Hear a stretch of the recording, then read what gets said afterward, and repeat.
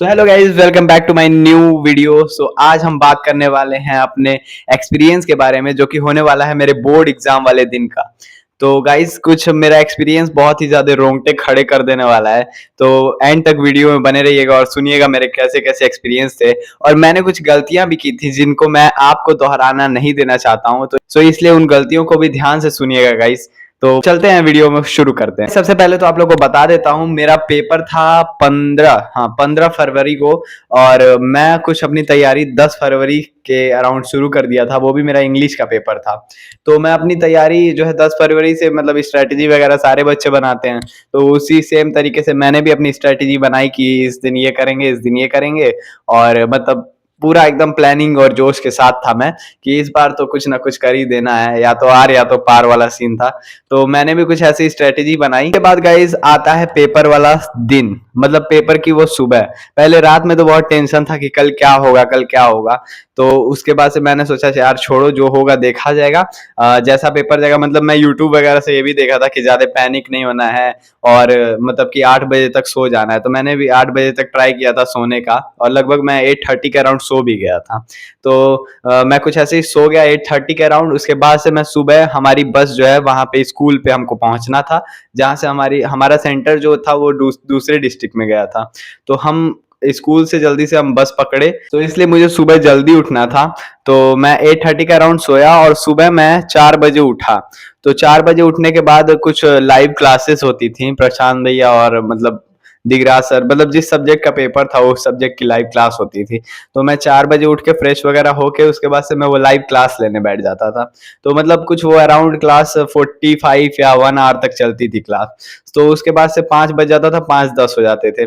तो 5:10 के अराउंड मैं छत पे चला जाता था, भजन लगा के मस्त एकदम आराम से टहलता था कि जो होगा आज देखा जाएगा। तो मुझे नहीं पता था भाई, इंग्लिश वाले दिन ऐसा कांड होने वाला है। वो भी हम 3 दोस्त थे, हम तीनों के साथ ही वो कांड हो गया, और किसी के साथ। तो गाइस, उसके बाद हम नॉर्मली जैसे सारे स्टूडेंट अपने स्कूल पे जाते हैं, या डायरेक्ट कुछ कुछ सेंटर पे भी जाते होंगे, लेकिन हमारे तो स्कूल पे जाना था, वहां से बस पकड़नी, उसके बाद हम निकलते।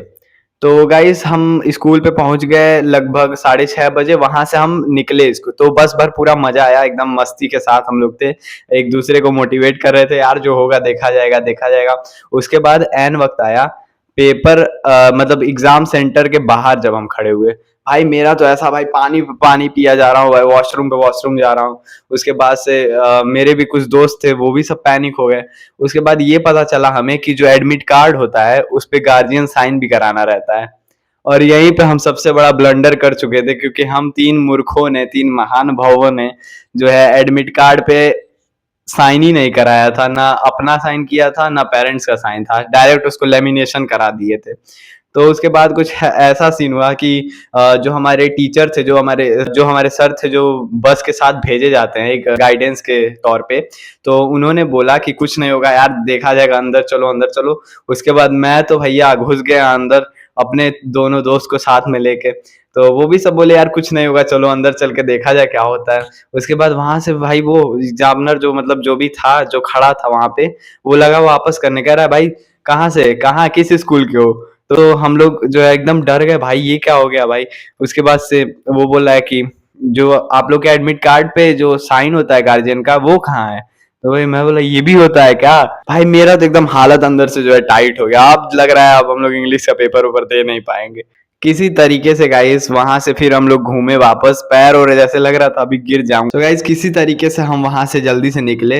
भाई मेरे पैर ऐसे कांप रहे थे जैसे मैं वहीं पे बेहोश हो जाऊंगा। सो गाइस, किसी तरीके से हम फिर से वहां से निकले, और जो हमारे सर जो गए थे उनसे जाके बताया, भाई सर ऐसी ऐसी बात है और हम लोग को अंदर नहीं जाने दिया जा रहा है। और अब कोई उम्मीद मत रखिए हम लोग से, जो भी आप 90+ की सोच रहे थे कि ये 3 बच्चे हमारे करेंगे, वो भी गए अब।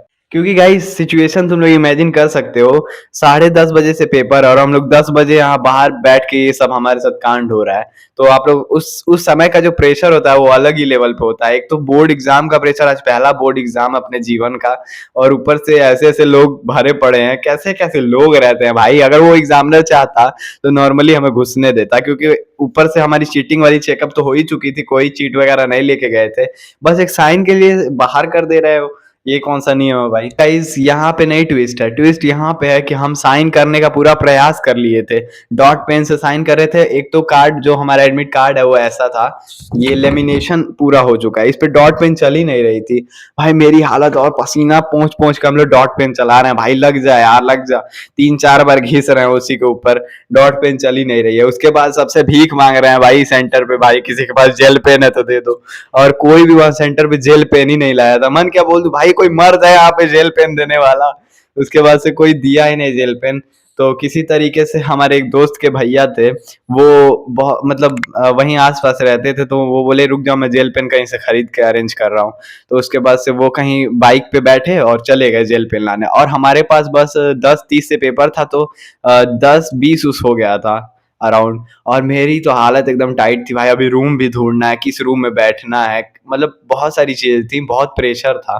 तो किसी तरीके से वो भैया भी आ नहीं रहे थे, किसी तरीके से पेन उन लाए पेंटोनिक का। उसके बाद से मन किया उनके चरण धो के पी लूं यार। उसके बाद से मैं जल्दी से अपना साइन वाइन किया, फर्जी सिग्नेचर मारा, उसके बाद से जल्दी से पहुंचा भाई सेंटर पे। उसके बाद वो जो देखा, जो रिटर्न किया था, बोला जाओ बेटा अंदर जाओ, तुम लोग की हालत देख के तो अब वापस करने का मन नहीं कर रहा है तुम लोग को। तो भाई किसी तरीके से हम लोग अंदर गए। उसके बाद जो भाई फिर से थोड़ा रिलैक्स हुआ, फिर थोड़ा हाई हो गया प्रेशर अंदर से। अब क्या, अब रूम ढूंढना है, जल्दी जल्दी 3 जनी मुंह बहा के सब जगह रूम ढूंढ रहा है भाई, कहीं तो दिख जाए। रूम नंबर 24 था मेरा, तो मतलब तीनों जनी का एक ही रूम में पड़ा था। तो रूम नंबर 24 तीनों लोग ढूंढ रहे हैं, इधर सीढ़ी पे चढ़ रहे हैं, वो बोल रहे हैं नीचे है, फिर नीचे वाला बोल रहा है वो तीसरे फ्लोर पे जाइए आप लोग। तो फिर हम लोग भागते भागते तीसरे फ्लोर पे जाने के बाद गाइस कुछ सीन ऐसा था कि हम लोग पूरे थक चुके थे, और अब एक मतलब एक परख चलने की हिम्मत नहीं थी, और साथ ही साथ जो एकदम एनर्जी थी, जितना भी कुछ याद किए थे इंग्लिश में वो सब हम लोग भूल चुके थे, पूरा वाइप आउट हो गया था दिमाग से। तो उसके बाद से किसी तरह हाथ इतना तेज कांप रहा था, जल्दी जल्दी हम लोग OMR भरे। फिर मतलब पेपर डिस्ट्रीब्यूट होने में सिर्फ 5 मिनट बाकी थे, तो हम लोग जल्दी से घुसे, पेपर लिए अपना OMR। और एक तो पहला पेपर था, हाथ कांप रहा था लेते समय। उसके बाद गाइस किसी तरीके से पेपर हाथ में मिला, और उसके बाद से जल्दी जल्दी हम OMR भरे। डर लग रहा था कि कहीं OMR गलती ना हो जाए, लेकिन जैसा कि मैंने आपको बता रखा है, मैंने इतनी बार प्रैक्टिस की थी OMR की, तो वो OMR तो मतलब भरने में कोई दिक्कत नहीं हुई, OMR भर लिए। उसके बाद पेपर आया, पेपर देख के ऐसा लगा भाई मैं क्यों आया एग्जाम हॉल में। गाइस इतना पैनिक सिचुएशन में हम जितने भी आंसर याद किए थे वो सब भूल चुके थे। तो किसी तरीके से जो आंसर याद थे, जितने भी स्ट्रेटेजीज हम लोग बना के आए थे कि पहले ये सेक्शन अटेम्प्ट करेंगे, फिर ये करेंगे, फिर ये करेंगे, भाई वो सारी स्ट्रेटेजी जो है हम सब वाइप आउट हो गया था दिमाग से। उसके बाद किसी तरह जो बचा कुछ स्ट्रेटेजी थी हमारे दिमाग में कि अच्छा चलो, जो मतलब वहां जो लॉजिकल थिंक लगी कि ये चीज करनी चाहिए, वो चीज हम तीनों लोगों ने वही सेम चीज अप्लाई की कि ये सेक्शन आगे किए, दूसरा पीछे किए। मतलब मैं उसके लिए एक सेपरेट वीडियो बना दूंगा। लेकिन उसके बाद हम जो करके एग्जाम हॉल से फिर किसी तरीके से बेल लगा, बेल लगने के बाद जो है मतलब सीधे लोग गेट बंद कर दिए, और डर लग गया भाई अब मारेंगे क्या सब मिलके। तो उसके बाद से फिर जल्दी जल्दी पेपर जो है कलेक्ट हुआ। कलेक्ट होने के बाद भाई किसी तरीके से इंग्लिश का पेपर बीता। घर आके सबको ये उम्मीद था भाई फोड़ के आया होगा एकदम, हमारा लड़का तो शेर है। उसके बाद भाई लड़का लड़के को पता था भाई क्या बीत के आ रही है लड़के के ऊपर। मैं बोला बस घर आया, स्कूल के जो सर लोग थे वो भी पूछे कैसा गया पेपर, कैसा गया। तो उसके बाद हम लोग नॉर्मली जवाब दिया अच्छा गया, मतलब 90+। लोग डायरेक्ट ये पूछे 90+ होगा कि नहीं होगा। तो मैं बोला कि देखिए अब मुझे मुझे पता होता तो मैं पेपर देने जाता। तो फिर किसी तरीके से हम वहां टाले, फिर वैसे ही घर पे भी आके टाल दिए कि देखा जाएगा, मिलाया आंसर की निकला। ये होता था कि जागरण जोश वाले अभी आंसर की रिलीज करेंगे, मतलब अदर वेबसाइट भी करते थे, लेकिन मैं जागरण जोश पे भरोसा करता था। तो जागरण जोश वाले किस तरह आंसर की निकाले, तो मेरे इतने ही अराउंड आ रहे थे, 88 और 88 के अराउंड आ रहे थे। तो भाई मेरी तो हालत एकदम टाइट हो गई भाई कि अब 88 इसमें आ रहे हैं, तो मैं साइंस और मैथ में क्या ही उम्मीद लगाऊं।